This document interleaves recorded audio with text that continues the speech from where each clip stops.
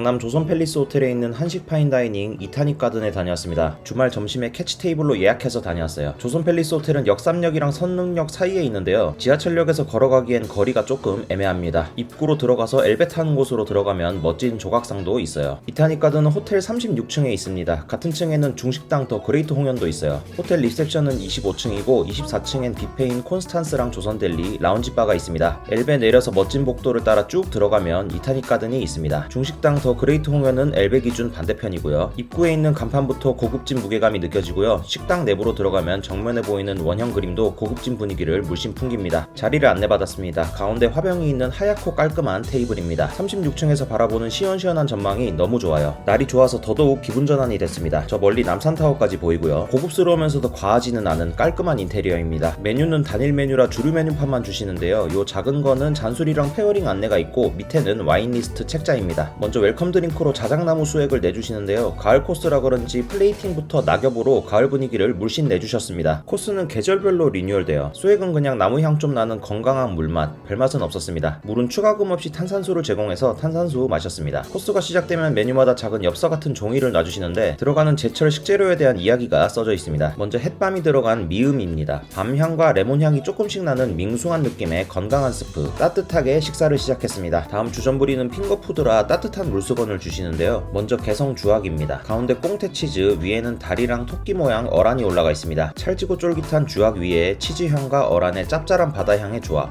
맛있습니다. 그리고 나머지 주전부리들은 색색의 예쁜 플레이트에 하나씩 나오는데요. 주전부리 메뉴 설명처럼 술과 어울리는 술안주 느낌이라 샴페인 한 잔 주문했습니다. 로랑페리의 08 빈티지, 아래엔 뱅어포 튀김과 감자 샐러드, 우측은 홍합을 절여 넣은 잡채, 그리고 왼쪽엔 항 모양으로 접은 긴 부각입니다. 먼저 아래에 있는 짭짤한 뱅어포 샐러드 한입 하니까 샴페인 주문하길 잘했다 싶었고요. 다음은 홍합이랑 야채 이것저것 들어간 잡채인데 처음엔 이게 무슨 잡채인가 싶었지만 공 모양의 아삭한 야채 구슬 안에는 달달한 당면이 들어가 있는데 잡채 맞습니다. 먹기 좋은 예쁜 잡채였고요. 마지막 긴 부각은 모양은 이쁜데 맛은 평범합니다. 고추장 소스의 짭짤한 맛까지 역시 술안주로 좋았어요. 다음은 아욱이 들어간 냉채 요리, 된장 베이스 소스와 잣가루, 아래엔 새우랑 건새우, 야채가 이것저것 들어가 있습니다. 시원하고 아삭한 야채 식감에 새우깡 같은 건새우와 고소한 소스가 잘 어울렸어요. 다음은 콩과 콩나물 요리, 위에는 캐비어에 금가루까지 올라갑니다. 짭짤한 캐비어 한 입 먼저 해보고 아래는 두부랑 콩나물이 들어가 있는데 부드러운 두부와 콩나물의 식감에 캐비어로 향과 간을 더해주는 건강한 맛입니다. 다음은 생강을 재료로 한 생선 요리, 숯불에 천천히 익혔다는 능성어입니다. 소스는 송이와 생강, 생선뼈를 우려냈고 같은 소스로 만든 죽도 함께 나옵니다. 살코기는 탱글하고 짭짤한데 송이향이 확 치고 들어오는 건강한 맛, 바삭한 껍질이랑 먹으니 더 맛있고요. 국물이랑 죽은 삼계탕이 생각나는 마찬가지로 건강한 맛입니다. 이제 메인 요리고 같이 곁들일 레드와인 한 잔 주문했습니다. 메인은 고기 3종류랑 풀 2개가 나옵니다. 먼저 겉바속촉에 달짜한 떡갈비, 다진 고기 사이에 야채의 아삭한 식감도 있는데 메인 고기 3종류 중에는 이게 제일 맛있었어요. 가운데는 고기 사이에 전복이 들어간 건데요. 살짝 베이컨 같은 느낌. 마지막은 제주산 채끝 스테이크, 부드러운데 조금 기름져서 옆에 있는 장아찌랑 조합이 좋았습니다. 겨자 잎쌈이랑 장아찌로 입가심하고요. 와인 곁들여서 맛있게 먹었습니다. 다음은 식사로 나온 면 요리입니다. 버섯 7종과 직접 뽑았다는 면으로 만든 들깨 비빔면인데요. 탱글하고 시원한 면발에 짭짤한 야채와 버섯이 간간함과 식감을 더해주고 입안 가득 들깨의 고소함이 퍼지는데요. 분명 아는 맛이지만 고소하고 진한 들깨 풍미 덕에 맛있게 먹었습니다. 순식간에 설거지했고요. 이제는 디저트,